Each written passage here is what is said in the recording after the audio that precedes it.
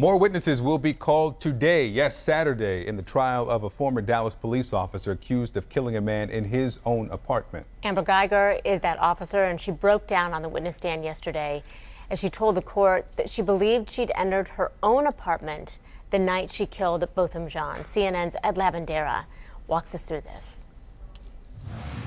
I have my gun pointed, and I'm saying, "Let me see your hands, let me see your hands." What were you focused on? Him.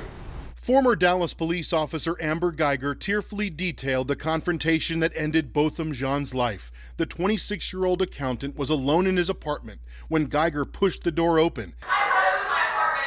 Thinking it was her apartment. She says Jean shouted back and that it all ended in a few seconds. Hey, hey, hey. And that's at that point whenever I shot. Somewhere in this area. Yes, sir.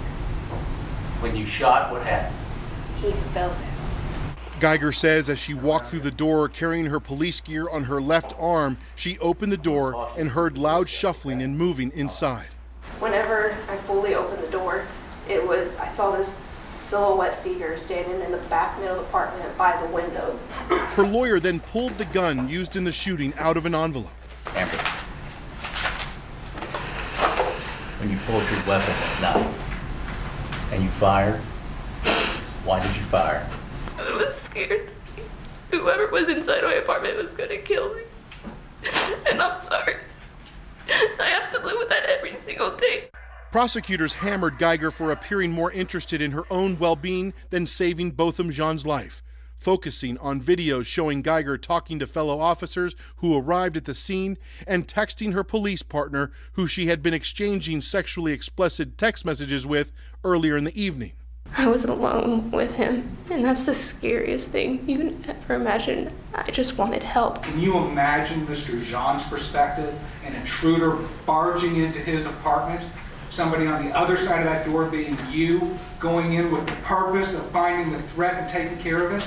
Can't you imagine that being a little bit scarier than you just being alone at the moment? Yes, sir, I can.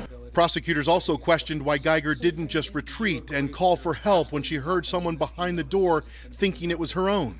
You could have taken a position of cover and concealment.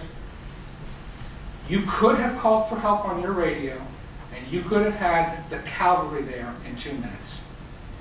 I could have. And had you done any one of those things, Mr. Jean would probably be alive today.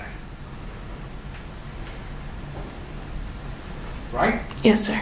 Tension filled the courtroom. This was the first time the public heard Guyger talking about the shooting. I feel like a terrible person. I feel like a piece of crap. I hate that I have to live with this every single day of my life.